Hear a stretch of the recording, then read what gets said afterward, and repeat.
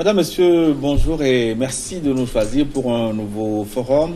Le corps électoral togolais est convoqué le 20 décembre prochain pour des élections législatives.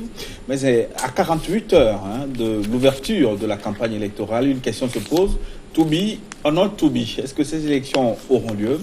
On le verra tout à l'heure à travers ce débat, le débat de ce dimanche auquel nous avons convié deux professeurs que je vous présente tout de suite. D'abord le professeur Charles Kondi-Agba. Professeur, bonjour. Bonjour Gilles. Professeur Kondi-Agba, vous êtes le délégué national du mouvement des sages de l'Union pour la République, le parti au pouvoir au Togo. C'est exact. Avec vous, un autre professeur Komi Wolu. Bonjour. Bonjour. Nous sommes très heureux de vous accueillir chez nous. Vous êtes le secrétaire national du Pacte socialiste pour le renouveau, PSR. C'est un parti d'opposition. Vous êtes membre de la coalition des 14 de l'opposition. Effectivement, oui. Et bonjour aux téléspectateurs également. Nous osons croire que nous aurons un débat très riche, un débat démocratique où les deux challengers vont se respecter dans la prise de parole. Il n'y a pas de raison. Nous sommes d'abord des amis et des frères et nous avons eu l'opportunité d'être assis ensemble tout ce temps depuis l'ouverture du dialogue jusqu'à ce jour. C'est bien cela, mon cher collègue. C'est vrai, cher professeur. Il n'y a pas de raison. Oui. Alors, nous lançons la balle. Le 30 novembre, c'est-à-dire vendredi dernier, c'était la date à laquelle le Togo devrait avoir fini de régler les réformes constitutionnelles. Une ultime tentative de faire passer le projet de révision constitutionnelle a échoué de nouveau à l'Assemblée nationale. Faut-il en rire ou en pleurer, professeur Agba? Écoutez, je vais juste reprendre les termes du président de l'Assemblée nationale, qui dit que à cette occasion-là, on se retrouvait à une étape que nous avons déjà connue. C'est-à-dire que seuls se sont présentés des députés qui pouvaient discuter, voter une loi qui serait soumise à référendum. C'est la situation dans laquelle on s'est trouvé. Puisque notre constitution dit que si nous devons faire passer une révision à l'Assemblée nationale, il faut réunir les 4/5 des députés. Les députés unis à eux seuls ne font que 62. Quoi qu'ils fassent, ils ne peuvent faire que voter une loi que le peuple doit confirmer par référendum. Donc, ayant déjà connu cette étape-là, le président sagement a dit on ne discute même pas, on ne vote pas, puisque nos frères et collègues ne sont pas venus. Nous allons attendre de meilleures dispositions. Mais on dit souvent les mêmes causes produisent les mêmes effets.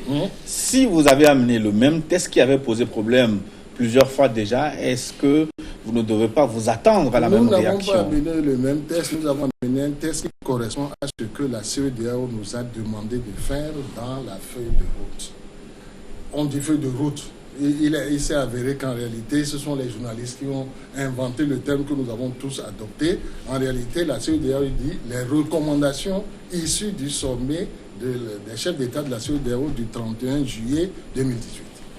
Ce qui est écrit dans cette feuille de route, on va continuer à dire cela, c'est ce que la proposition de loi, le projet de loi du gouvernement reprenait. Nous ne sommes pas du tout en contradiction avec ce que les chefs d'État nous ont demandé de faire.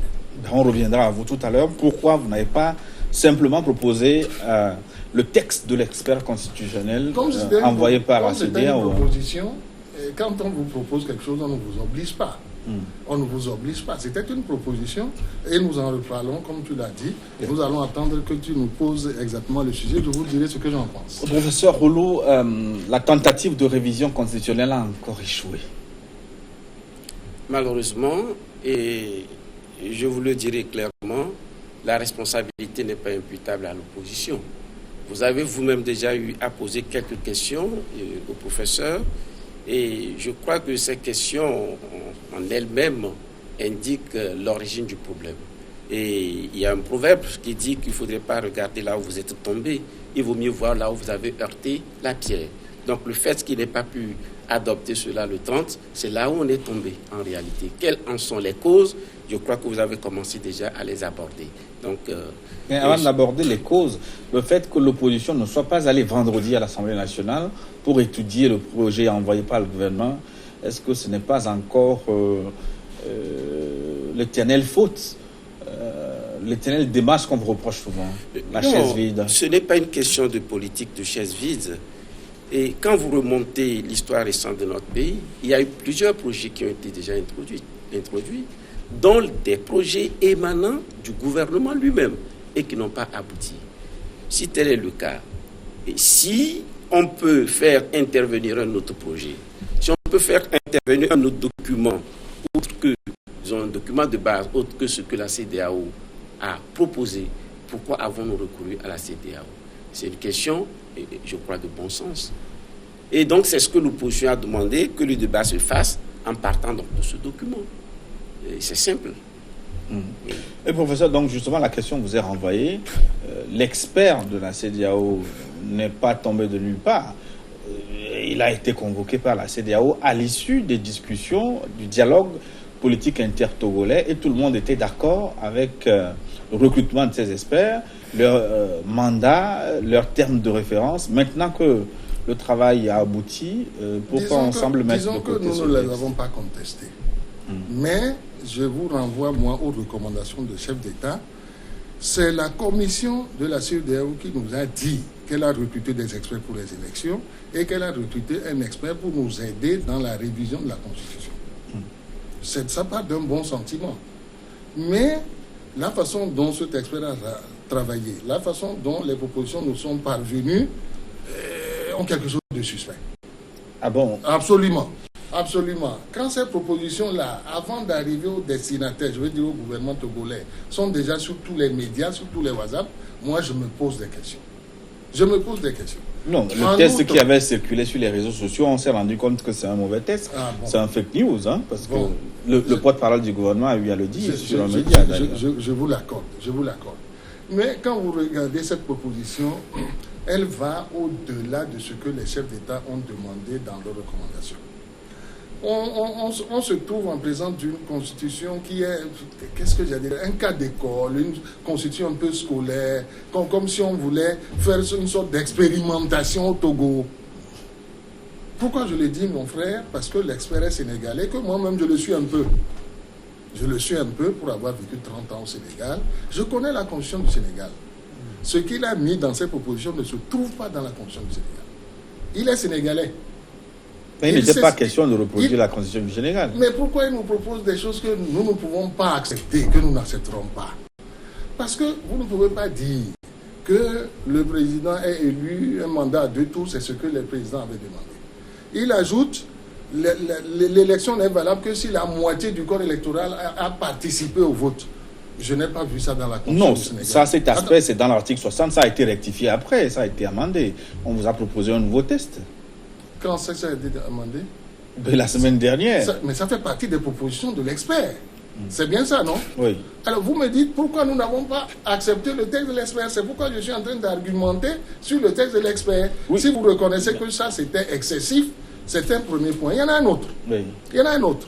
Il dit le président est élu pour un mandat de 5 tours renouvelable une fois. Oui. Il ajoute, nul ne peut faire plus de 2 mandats. Je n'ai pas vu ça dans la Constitution du Sénégal.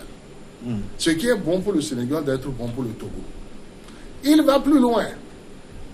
Nul ne peut faire plus de 2 mandats. Nul ne peut exercer comme on va les faire d'ailleurs plus de 2 mandats. Et personne pour quelque raison que ce soit. Et il ne peut proroger le mandat. Mais s'il est venu et qu'il a interrogé tout le monde, je dis bien qu'il a interrogé tout le monde, il saurait d'où vient cette mention que nous avons mis du temps à mettre dans notre Constitution et qui d'ailleurs vaut qu'aujourd'hui nous avons encore des députés. Mon frère est en face de moi, il dira que pendant tout le dialogue, s'il y a une décision qui a été acceptée unanimement, je n'ai pas dit qu'on a applaudi, mais elle a détendu l'atmosphère. C'est lorsqu'on a dit les députés vont rester en place jusqu'à ce que les nouveaux députés prennent fonction. C'est écrit dans nos textes, ça. C'est pourquoi nous avons mis dans nos textes que le président qui est en place reste président jusqu'à son collègue élu le remplace. L'expert a enlevé ça. L'expert a enlevé ça. Mais c'est toute une histoire qui a mené ce morceau de texte-là. Alors, vous comprenez donc que nous ne pouvions pas accepter le texte de l'expert en l'état. Mais pourquoi ne l'avoir pas dit clairement au lieu de tourner en rond, envoyer un autre projet à l'Assemblée? C'est ce que nous avons toujours dit. Ce que je dis là n'est pas nouveau. Oui, moi, je ne l'ai jamais entendu. Ah bon, ben, écoute, mon frère, il y a dans les propositions de l'expert quelque chose d'excessif. Comme s'il voulait expérimenter quelque chose.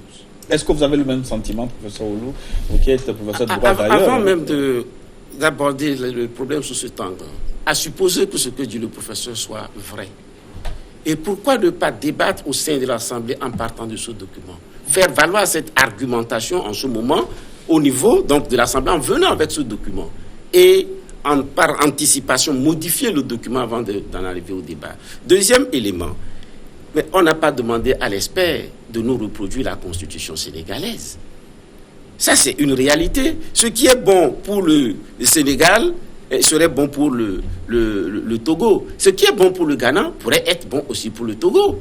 Et il y a des dispositions peut-être pertinentes, très intéressantes dans la constitution ghanéenne qu'on aurait pu aussi emprunter. Mais nous sommes dans une situation donnée, une situation de crise, et une solution a été trouvée. Comment ou pourquoi est-ce qu'ils doivent balayer d'un revers de main et ces dispositions qui ont été prises? C'est gênant.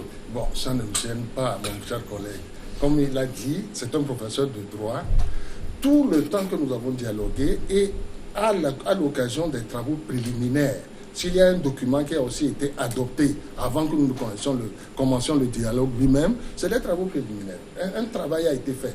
Et nous avons dit que tout le temps que nous allons dialoguer, les lois togolaises continuent à s'appliquer. Il n'y a pas eu de cessation de l'État. Notre constitution dit que 2 personnes peuvent faire un projet, une proposition pour qu'on modifie la constitution. C'est ce que dit nos textes. C'est le président qui a l'initiative et c'est 1/5 des députés. Ce n'est pas un expert qui envoie un texte pour qu'on le discute. Non. Lorsque l'expert a fait sa proposition, il nous la donne. Quand je dis nous, c'est le gouvernement togolais. Le gouvernement togolais prend ce texte-là et ce qui est bon, on en fait un projet de loi qu'on envoie à l'Assemblée. Le texte de l'expert n'a pas autorité pour aller directement à l'Assemblée. Oui, ce que dit le professeur est largement contestable. Nous sommes dans une situation de crise. Et c'est cette situation de crise qui justifie l'intervention de la CEDEAO. Et je voudrais lui dire que la loi en soi n'est pas une incantation ni une finalité. La loi est destinée à régler des problèmes. Et dès lors que, pour pouvoir régler ces problèmes, on peut, d'un commun accord, trouver des solutions intermédiaires, on les trouve. Et il est possible, comme il a eu à le dire, d'un commun accord, on a dit que les institutions en place, ou plutôt l'Assemblée nationale, continuent à fonctionner en attendant qu'on aboutisse à une solution. Et je crois là, le parti uni avait exprimé des inquiétudes en disant que l'opposition contesterait la légitimité des députés. Et le président ghanéen a posé la question, d'un commun accord, on a dit non. On ne contesterait pas cela. Et cela m'amène peut-être à anticiper et à poser une question. Si déjà en ce moment, on s'est entendu pour dire qu'il faut que les députés restent en place, qu'est-ce qui explique que vous vous accrochez de façon, je vais dire, absolue à la date du 20 décembre?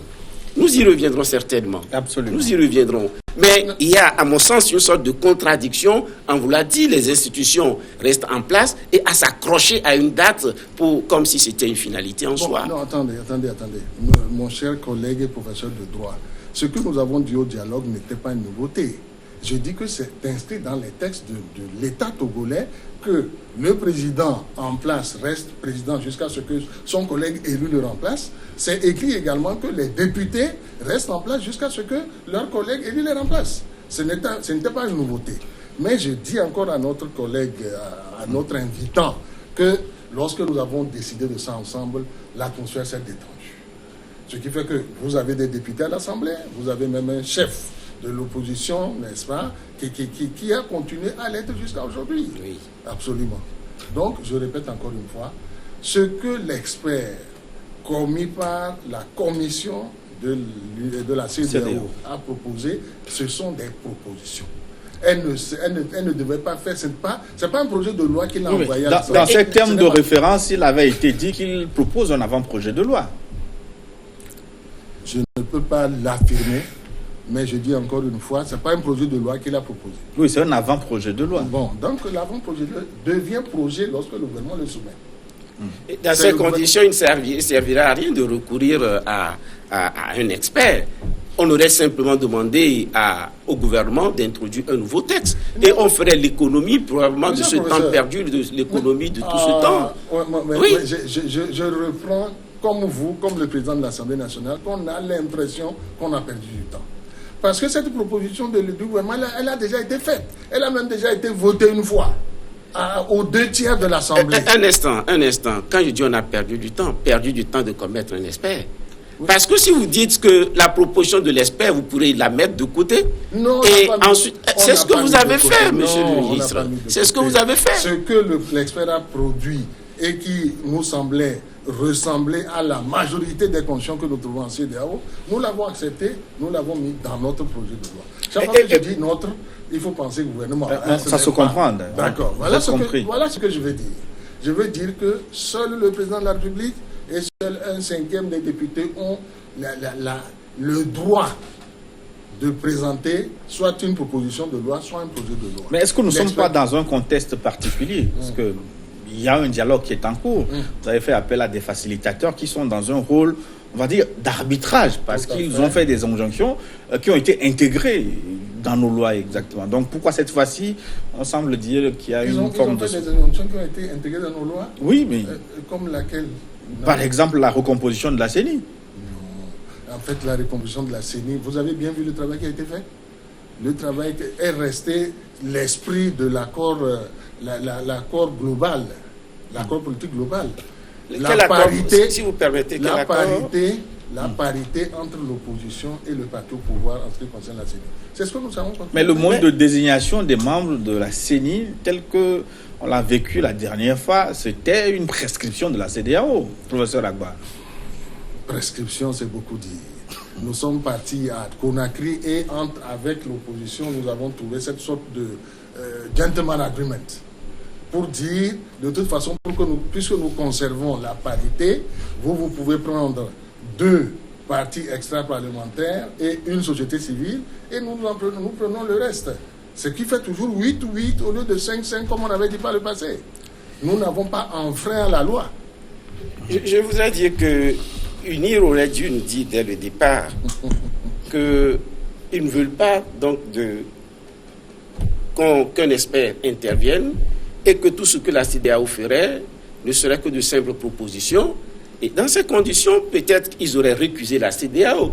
Et on sait qu'on revenait à la case départ. Mais accepter que des experts interviennent et qu'après ces propositions de l'expert, ne pas introduire ce texte au niveau de l'Assemblée et faire valoir les arguments et dire que non, ce ne sont que des propositions et que la dernière possibilité ou bien le projet, vous avez le droit de modifier ce que l'expert a eu à faire. Et ailleurs, tout en s'accrochant à une date que les présidents auraient proposée. Et je crois qu'il y a quand même, un problème. Est-ce que nous allons mettre sur le même plan ce que des présidents ont écrit et qui font recommandation d'un sommet de chef d'État et ce qu'un expert propose? Est-ce que vous allez, cher professeur, faire d'une date une finalité dans la vie d'une nation en disant que les présidents l'ont proposé? Les présidents qui l'ont proposé sans avoir fait un chronogramme sur les activités à réaliser avant cette date. À supposer que ces présidents même aient proposé une date qui ne soit pas conforme. Le bon sens voudrait, si vous voulez, le bon sens aurait voulu que UNIR même dise non, on doit pouvoir faire les choses dans les normes. Oui, mais professeur, pour rebondir sur votre question, les facilitateurs, les chefs d'État en question, ont reçu le document de l'expert, ils l'ont validé, et c'est eux qui vont le renvoyer. Ça veut dire qu'ils ont lu le texte, ils en ont été convaincus. Ils ont fait même des commentaires pour dire que ces tests, les prescriptions de l'expert respectent les pratiques dans la sous-région ouest-africaine. Je vous ai cité un État au moins où ces pratiques-là ne sont pas. Oui, mais c'est ce que les facilitateurs ont écrit noir sur blanc. Oui, mais ça ne devient pas projet de loi, c'est encore un avant-projet de loi. C'est le président de la République, son gouvernement, qui peuvent introduire un projet de loi. Le projet de loi, c'est celui que nous avons amené à l'Assemblée. Mais professeur Oulou, est-ce qu'au sein de l'opposition, est-ce que vous n'avez pas un peu prêté le flanc à cette argumentation nouvelle de la majorité maintenant? Vous aussi, quand vous rejetiez les recommandations de la CEDEAO, les derniers à qui vous invitez notamment à aller vous faire inscrire sur les listes électorales, à l'époque, la CEDEAO avait été vouée aux gémonies. Vous savez, il faudrait qu'il y ait une cohérence interne dans l'argumentation. Oui. La CEDEAO dit qu'il faut un recensement qui se fasse de façon consensuelle. Et le recensement se fait par la CENI et ses démembrements.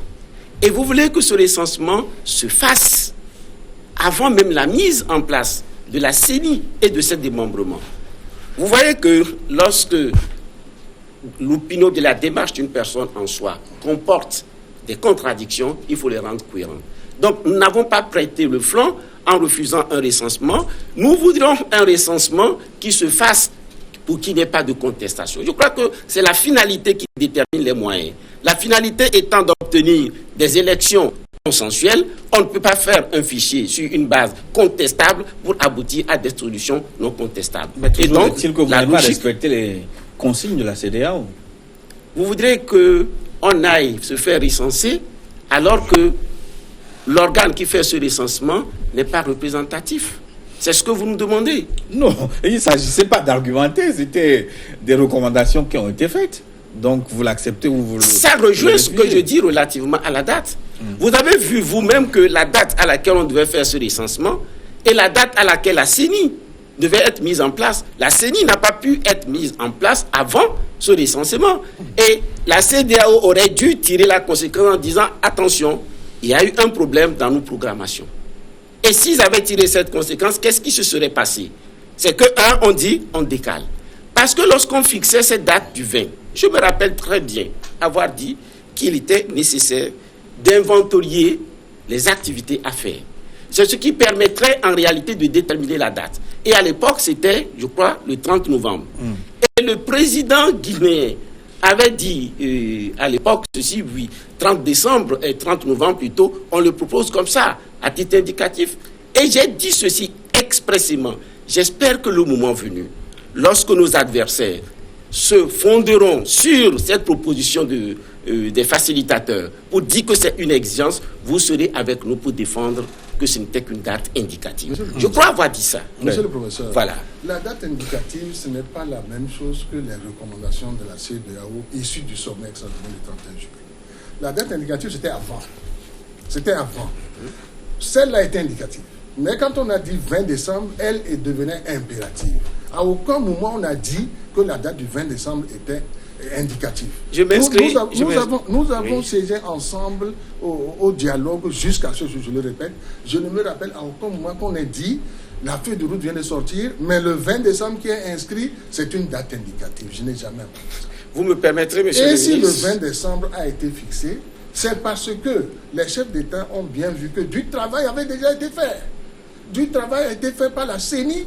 On avait abattu un certain nombre d'opérations qui permettaient d'écrire que pour ce qui reste à faire, avec une CENI complétée par nos frères d'en face, eh bien, on pouvait fixer le 20 décembre. Les nombreux chefs d'État qui ont accepté cette date, beaucoup d'entre eux sortent de crise eux-mêmes. Ils savent ce qu'on fait quand on fait des élections. On sait quelles sont les différentes étapes qu'on doit... Beaucoup d'étapes avaient été fixées. Ce que nos frères ne veulent pas dire, c'est qu'ils ont balayé d'un coup tout ce qui avait été fait avant. Et j'ai entendu de ma part, c'était sur un autre plateau, tant que nous ne sommes pas la CENI, tout ce qu'on a fait avant n'est pas valable. On va reparler largement des élections. Oui, mais il faut que je fasse déjà une précision. Monsieur le ministre, vous vous rappelez que les facilitateurs dans la salle, je parle du ministre guinéen plutôt, et ce que le président guinéen même aussi avait dit plus tard, qu'il ne faut pas s'attacher au fétichisme des dates.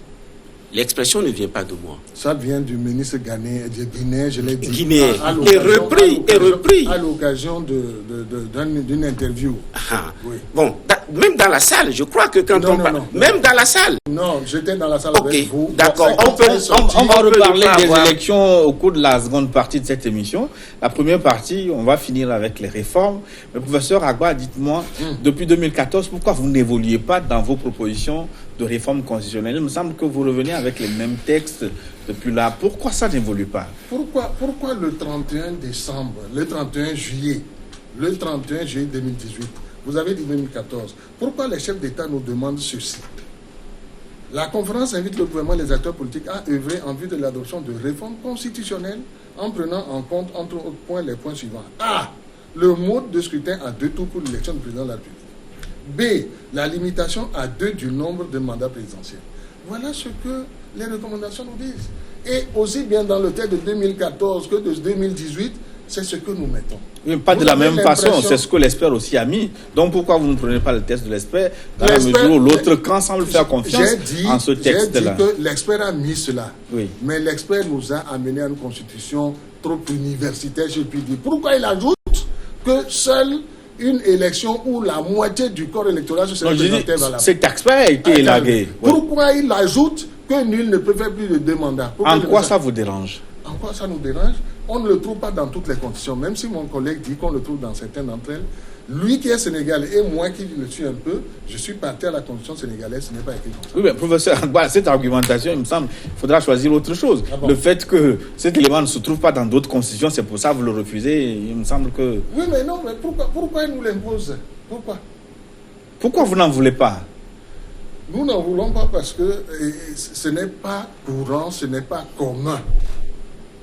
C'est ce que nous disons. Professeur. Non, vous voyez, je ne peux qu'être étonné et surpris. Et je le dis peut-être avec regret. Ce n'est que la manifestation, avec évidence, de cette volonté de ne pas faire avancer les choses, de bloquer les choses. Et quand on dit nul ne peut faire plus de 2 mandats, ça correspond à la limitation des mandats. Et si ça correspond à la limitation des mandats, pourquoi est-ce qu'on le refuserait? Et d'ailleurs, pourquoi est-ce que c'est étonnant? Ce n'est pas étonnant. Si la majorité présidentielle a rejeté un projet introduit par le gouvernement, alors qu'ils l'ont adopté en commission des lois, où ils étaient majoritaires, et qu'ils viennent par la suite le rejeter en bloc, tous, y compris ceux qui l'avaient adopté en commission, cela voudrait dire qu'il y a une pesanteur qui les dépasse, une force qui vient d'ailleurs qui les dépasse, et de toute évidence. Et donc, aujourd'hui, je crois que la leçon qu'il faut tirer face à ces éléments, c'est que ceux qui, à un moment donné, ont pu penser que c'est l'opposition qui est à l'origine des blocages, aujourd'hui voient avec évidence où se situent les responsabilités. Mais pourquoi vous tenez à ce bout de phrase « nul ne peut exercer plus de mandat » En plus, le fait qu'on dise que le mandat est limité à 2, renouvelable une seule fois. Un instant, nul ne peut faire plus de 2 mandats. Ce n'est pas forcément nous qui l'avons introduit. On est dans un contexte. Mais, bien évidemment, c'est parce qu'on voudrait que nul ne puisse faire plus de 2 mandats. C'est aussi évident que ça. Oui. Pourquoi vous voulez qu'on le supprime? Vous voulez qu'on permette ou bien qu'on fasse des dérogations à certaines personnes? La loi ne devrait pas y déroger, ou bien plutôt de prendre en compte des situations individuelles, particulières. C'est la généralité de la loi. Ne devrait pas être rétroactive non plus. Monsieur le professeur, j'aurais souhaité sur cette question, si vous me permettez, l'expression est galvaudée. Je vous permets. Ce que je dis n'est pas le principe de la rétroactivité.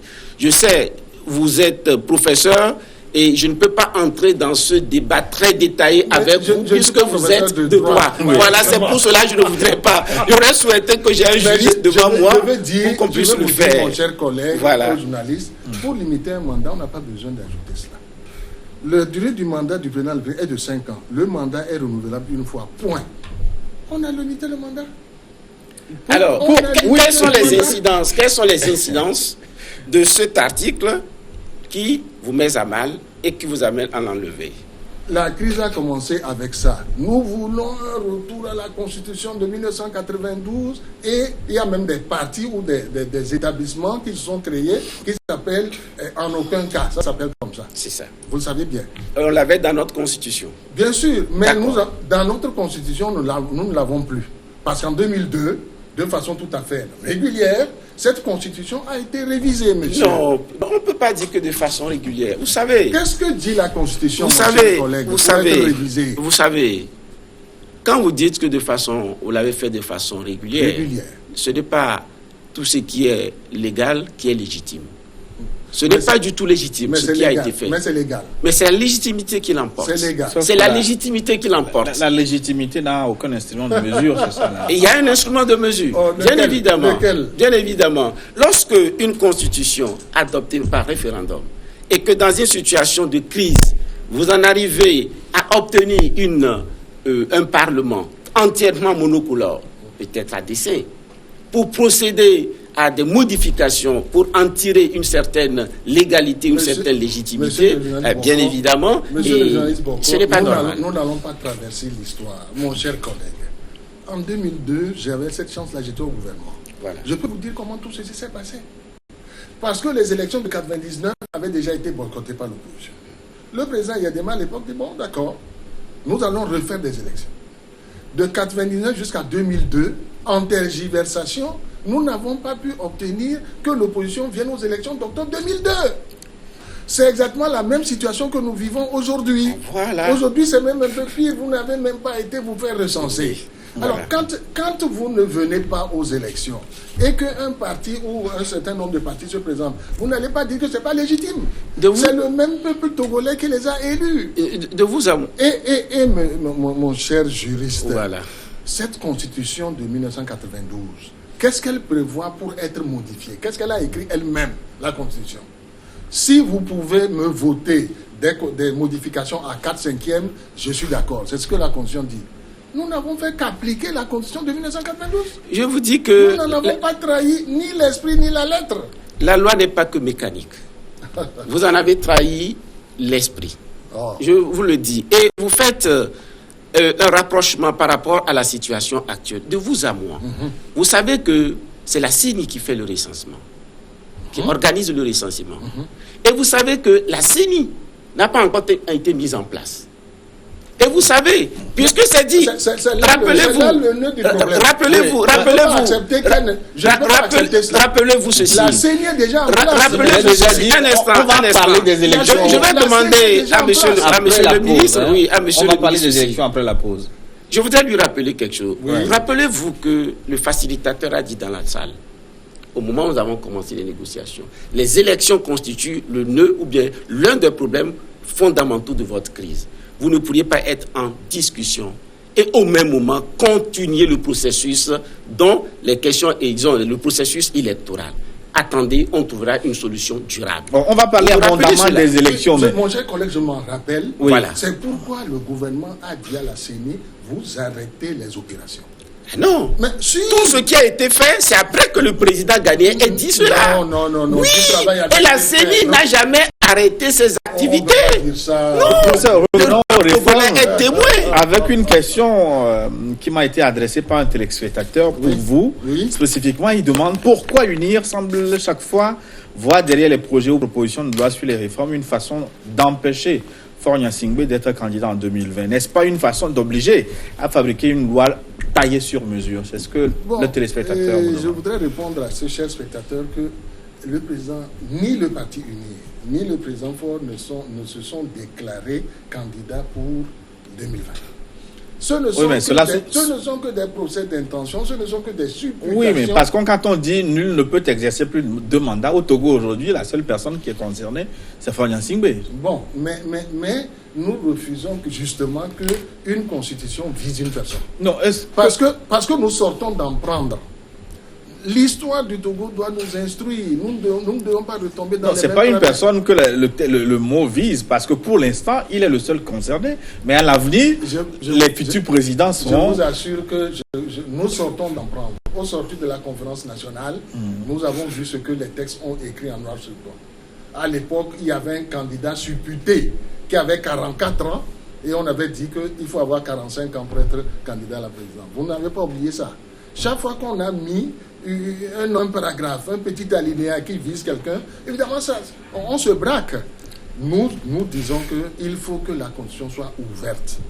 qu'elle ne donne pas l'impression qu'on a condamné tel autre avant même que la compétition ne soit ouverte. Voilà pourquoi voulez-vous d'une constitution qui exclut, selon ce qu'il dit? Voilà. En réalité, je peux prendre une hypothèse.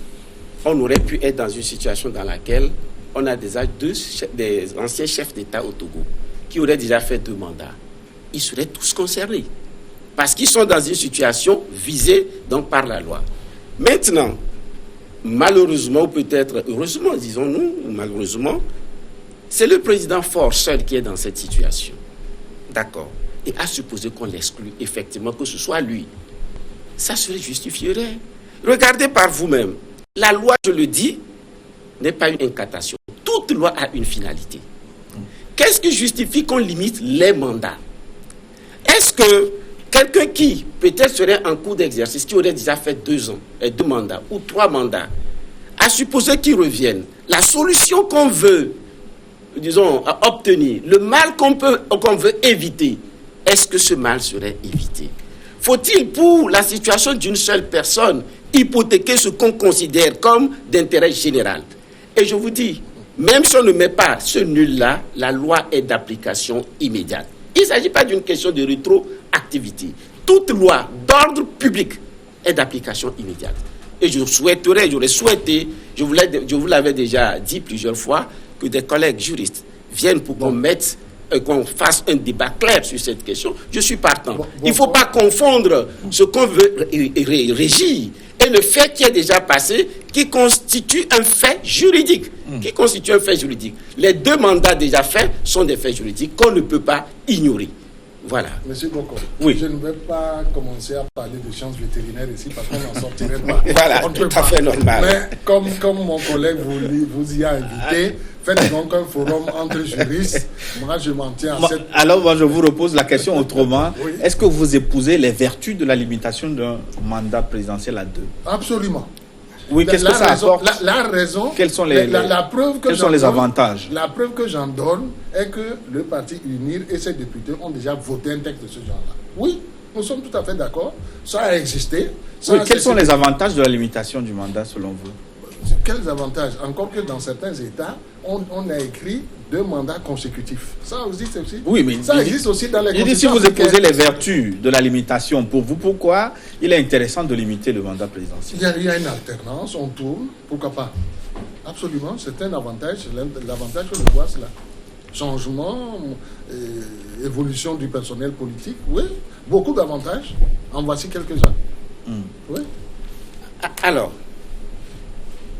si nous maintenons le président qui a fait déjà 2 ans, 2 mandats, est-ce qu'il y aurait eu véritablement cette alternance? Puisqu'il dit c'est la vertu. Vous avez trouvé des vertus que vous voulez en réalité mettre entre parenthèses en attendant 10 ans avant de mettre en relief ces vertus dans le cadre de l'intérêt général. Il y a contradiction. Il y a contradiction. Je m'attendais. Quand vous dites qu'il n'y a pas eu alternance, là aussi on peut passer toute la journée. Non, je m'en tenais à ce que vous avez dit. Nous avons déjà changé de président dans ce pays. Il rit. Ça le fait rire. Le président Paul Nassimbe, ce n'est pas le président, il y a des morts. Non, mais changer le président dans le même cas, ça ne s'appelle pas alternance, professeur. Ah bon? Mais dans le même cas, oui. Mais alter, ça veut dire quoi? Autre. Oui, autre, mais un autre président. Dans le même parti, on n'appelle pas ça alternance. Ah non, cher professeur, vous voyez, à supposer même qu'on admette que cette alternance au sein de même parti, et disons, un changement, à supposer même qu'on l'admette. Mais le président actuel a fait 3 mandats. Est-ce que le minimum possible n'est pas déjà dépassé? Première observation. Non. S'il vous plaît, première observation. Je vais répondre à cela. Deuxième observation. Vous savez dans quelles conditions le président Faure est arrivé au pouvoir? Et il a été placé là parce qu'il était le fils donc de Eyadema. Il n'a pas le bénéfice d'inventaire. Il ne fait que perpétuer un système qui existe. Et face à ces conditions, ce serait regrettable de vouloir nier quelque chose qui est réel. À aucun moment, nous n'avons violé la Constitution. Vous l'avez fait. Non, quand vous parlez de 2 mandats, 3 mandats, quand il fait le 3e mandat, c'est tout simplement parce que ça a été dans la Constitution. Et lorsqu'ils ont fait le putsch... je vous laisse continuer. Oui, allez-y, président. Allez-y, allez-y. Lorsque nous avons en 2002 eu une nouvelle constitution, il n'y avait plus de limitation de mandat. Donc qu'il soit dans le 3e mandat est tout à fait légal, normal, conforme à la constitution. On ne parle pas comme ça. Je répète encore une fois, moi dans alter, pour moi, c'est latin, ça veut dire autre. On avait le président Yadema, on a maintenant le président Faure Gnassingbé, on a changé de président. On a changé de président dans le même camp. En sciences politiques, c'est pas de l'alternance. C'est quand on change de parti qu'on parle d'alternance. Mon cher frère et collègue journaliste, frère journaliste, quand vous êtes dans le même camp et qu'un autre président vient avec sa façon de gouverner, on voit les choses autrement. C'est une alternance. Alter autre. Alter ne veut pas dire que forcément les républicains sont passés, les communistes doivent venir. C'est pas vrai. Et si c'était comme ça, on le mettrait dans la constitution qu'aucune tendance ne doit faire plus de 2 mandats. C'est ce qu'on a dit. On dit qu'aucun président ne doit faire plus de 2 mandats. C'est bien ça. Il fait 2 mandats et puis c'est fini. Mais si c'était qu'on doit changer absolument de tendance politique, la Constitution aurait dit, si tel parti a gouverné 2 mandats, un autre parti doit venir. Mais professeur Agbassi, après le président Faure Gnassingbé, un autre président vient de unir. Oui. Vous, peut-être par exemple, est-ce qu'on aurait parlé d'alternance? C'est toujours une alternance. Professeur Oulou, oui, si après le président Faure, des élections transparentes permettent à une autre personnalité d'UNI d'arriver, est-il quand même que ce n'est plus la même équipe? D'un point de vue d'alternance ou politique, il n'y en a pas eu. Mais la situation n'est pas contestable. Cette situation n'est pas contestable parce qu'on a eu des élections transparentes qui ont permis donc venir. Et c'est en cela que je dis ceci. Le cas de Faure, en réalité, on ne peut pas considérer cela comme une alternance. Pourquoi?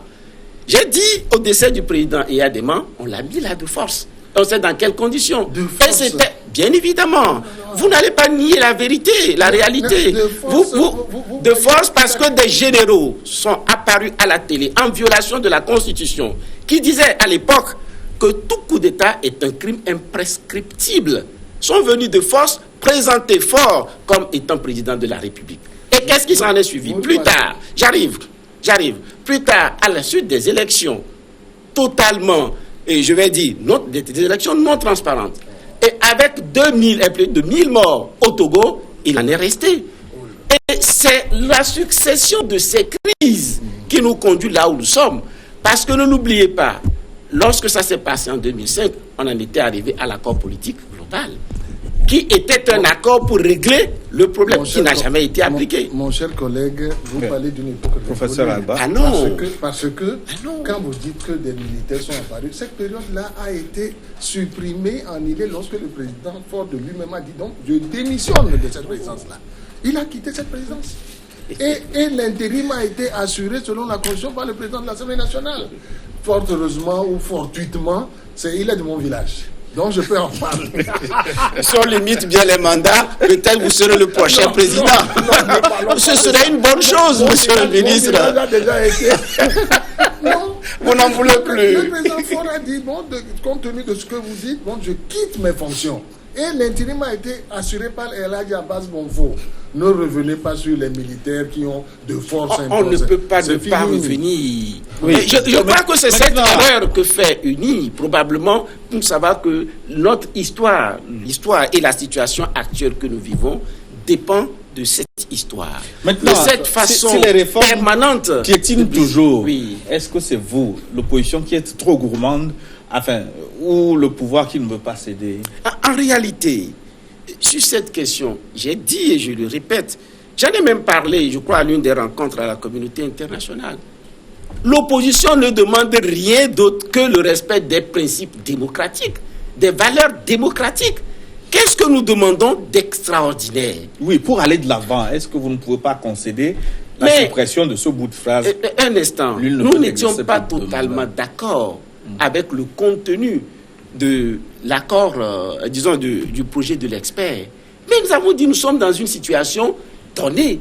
Et par conséquent, faisons des concessions pour pouvoir avancer Et les gens, parfois, ne voient pas cet aspect de flexibilité de l'opposition, de sorte que nous puissions avancer. L'opposition est flexible. Oui. Bien évidemment. Parce que pour unir, je sais très bien que vous ayez accepté la proposition de le faire, puisque ce que vous souhaitiez dans la 92 était là. Pas la totalité. Et puis sous une autre forme. On ne voit pas en aucun cas, c'est certain, mais on voit nul ne peut faire. C'est la même chose. Non, regardez, quand l'expert était venu, vous avez eu à dire, par exemple, que l'expert n'a pas rencontré tout le monde. L'expert a rencontré, j'en suis persuadé. Parce que quand il est venu vers nous, nous avons même soulevé un certain nombre de points. Et il nous a dit carrément, vos préoccupations sont légitimes.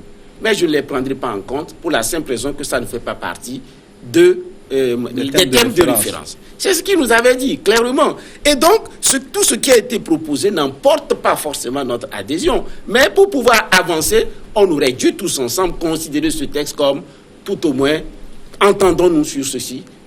Avançons en attendant. Professeur Agba, le blocage là, est-ce que c'est l'opposition qui est trop exigeante ou UNIR trop gourmande? Nous ne sommes pas gourmands. Nous disons... Oui, je parle de gourmandise parce que vous avez avalé 3 mandats. Est-ce que vous n'en êtes pas rassasié? Non. Vous ne pouvez pas dire que le président actuel souhaite un 4e mandat. À aucun moment il ne l'a dit. Oui, mais tout le monde... Mais pourquoi vous voilez le débat? Parce que tout le monde sait que le débat tourne autour de cette question. Tout le monde le sait, vous êtes sûr? Non. Le président ghanéen, le facilitateur, l'a dit sur les médias. La proposition de l'expert ne pouvait pas avoir notre accord total, comme il n'a pas eu votre accord total. Forcément, il y a des mais eux, ils ont accepté. Mais pourquoi vous n'acceptez pas? Parce que, justement, ce bout de phrase crée polémique et nous ne pouvons pas l'accepter. Et s'il vous plaît... Nous ne pouvons pas l'accepter. Alors, monsieur le ministre... Oui, je vais le donner, monsieur le ministre. Oui, mon frère. Si vous dites que ça pose problème, vous-même, vous savez... clairement que c'est par rapport au président actuel. C'est clair. C'est en cela que vous dites que ça pose problème. Le journaliste a dit. Non, vous n'avez pas confirmé. Je n'ai pas à contester. Dans ces cas... Vous n'avez pas confirmé non plus. Je n'ai pas contesté. Ok, on suppose qu'il a confirmé alors. Dans ces conditions, si toute une crise dans un État donné tient à la situation d'un individu, la hauteur d'esprit, ne voudrait-il pas que l'on puisse dire, puisque c'est ce qui pose problème, nous en prenons acte, avançons. Non. À supposer. Ce n'est pas n'importe quel individu. Ce n'est pas n'importe lequel. Et puis je dis, nos histoires sont connues. Ce que nous sommes en train de corriger aujourd'hui, un mandat présidentiel illimité, ce n'était pas une invention du RPT ni du NIR non plus. Hein. On l'a connu. Vous le savez bien. Dans la Constitution de 1961, le président Olympio étant au pouvoir, la Constitution disait renouvelable, point. On a connu cette Constitution, on n'en est pas mort. Il faut vivre avec son temps. Sur cette question, je dis il faut vivre avec son temps et faire évoluer les choses. On va s'arrêter en 30 secondes. Professeur Agba, si la CEDEAO vous imposait son texte, qu'allez-vous faire? La CEDEAO ne peut pas le faire. Parce que la CEDEAO n'a imposé nulle part un texte fondamental comme celui-là. Nulle part. D'accord. Donc la CEDEAO ne peut pas le faire. Si les réformes ne sont pas opérées, qu'allez-vous faire en 30 secondes? Et il faut que le peuple prenne ses responsabilités. Et j'ai eu à dire tout récemment que UNIR joue avec le feu. Parce qu'on ne peut pas à tout moment bloquer tout un peuple. Il arrivera une situation, à un moment donné, où les choses vont basculer. Et ce ne serait pas une bonne chose. On en reparlera lors de la deuxième partie, dans un instant, dans une dizaine de minutes. Mais tout de suite, sur une pause pour une nouvelle édition du journal.